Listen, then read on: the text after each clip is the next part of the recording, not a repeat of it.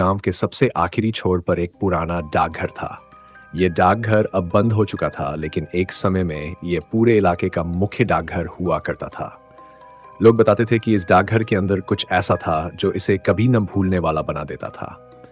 वहां काम करने वाले कर्मचारी अक्सर अजीब घटनाओं का सामना करते थे, लेकिन फिर भी वे अपनी नौकरी के कारण वहां काम करते रहे। लेकिन सबसे भयानक घटना तब घटी जब डाकघर के मुख्य डाकिया मोहनलाल की रात को डाक बांधते समय रहस्यमयी ढंग से मौत हो गई। उस रात वह कुछ अंतिम पत्रों की डिलीवरी करने के लिए निकला था, लेकिन वह कभी घर वापस नहीं लौटा। अगली सुबह उसका शरीर उसी डाकघर के पास मिला और उसके चेहरे पर एक भयानक भय का भाव था। उसके हाथ में एक पत्र था जिस पर खून से रहस्यमयी लिखा हुआ था। उसके बाद डाकघर को बंद कर दिया गया और गांव के लोग वहां जाने से कतराने लगे। कहा जाता था कि मोहनलाल की आत्मा अब भी वहां भटक रही है और रात के समय अगर कोई उस डाकघर के पास से गुजरता तो उसे मोहनलाल की परछाई दिखाई देती थी। एक रात रमेश नाम का एक युवक जो गांव में नई नौकरी के लिए आया था, इन कहानियों को सुनकर हंसी उड़ाने लगा। वह इन बातों पर विश्वास नहीं करता था और उसने ठान लिया कि वह खुद उस डाकघर जाकर देखेगा कि वहां क्या है। उसके दोस्तों ने उसे रोकने की कोशिश की, लेकिन वह नहीं माना। अर्धरात्रि के करीब रमेश डाकघर की ओर चला। डाकघर के बाहर की सड़कें सुनसान और वीरान थीं। जब वह डाकघर के पास पहुंचा तो उसने देखा कि वहां सब कुछ सामान्य लग रहा था। उसने अपने मन को शांत किया और डाकघर के अंदर कदम रखा। अंदर का माहौल बेहद ठंडा था और एक अजीब सी गंध हवा में तैर रही थी। रमेश ने चारों ओर देखा, लेकिन वहां कुछ नहीं था। उसने सोचा कि ये सब बस अफवाहें हैं और वह वापस जाने लगा। लेकिन जैसे ही वह दरवाजे के पास पहुंचा, दरवाजा खुद ब खुद बंद हो गया।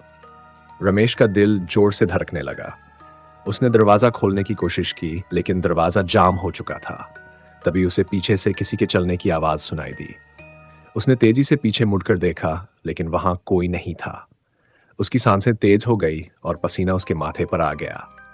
अचानक से डाकघर के कोने में रखा एक पुराना अलमारी अपने आप खुल गया और उसमें से एक पुराने जमाने का पत्र गिर पड़ा। पत्र पर धूल की मोटी परत थी। रमेश ने धीरे से पत्र उठाया और उसे पढ़ने की कोशिश की, लेकिन जैसे ही उसने पत्र खोला, कमरे की लाइट्स खुद ब खुद बंद हो गई। रमेश अब पूरी तरह से अंधेरे में था। तभी उसने महसूस किया कि उसके पीछे कोई खड़ा है। उसने धीरे से मुड़कर देखा और वहां मोहनलाल की परछाई खड़ी थी। उसकी आंखें खाली और ठंडी थीं और उसका चेहरा वही था जैसा उसकी मौत के समय था, डर और पीड़ा से भरा हुआ। मोहनलाल की परछाई धीरे धीरे रमेश की ओर बढ़ने लगी। उसकी चाल धीमी और भयानक थी। रमेश का शरीर अब भी स्तब्ध था। वह न हिल सकता था, न चीख सकता था। मोहनलाल की परछाई ने रमेश के हाथ में पकड़े पत्र को देखा और फिर उसकी आंखों में गुस्से की लहर दौड़ गई।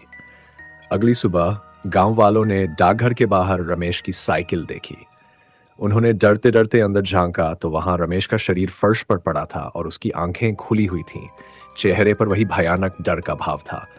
उसके हाथ में वही पत्र था और उस पर खून से रहस्यमयी लिखा हुआ था। उस दिन के बाद से गांव में कोई भी उस डाकघर के पास नहीं जाता। कहा जाता है कि मोहनलाल की आत्मा अभी भी उस डाकघर में भटक रही है और जो भी उसकी नींद में खलल डालता है वह कभी वापस नहीं लौटता। गांव के लोग अब रात के समय किसी भी अनजानी जगह पर जाने से डरते हैं, क्योंकि उन्हें पता है कि रात की डाक कभी खाली नहीं जाती।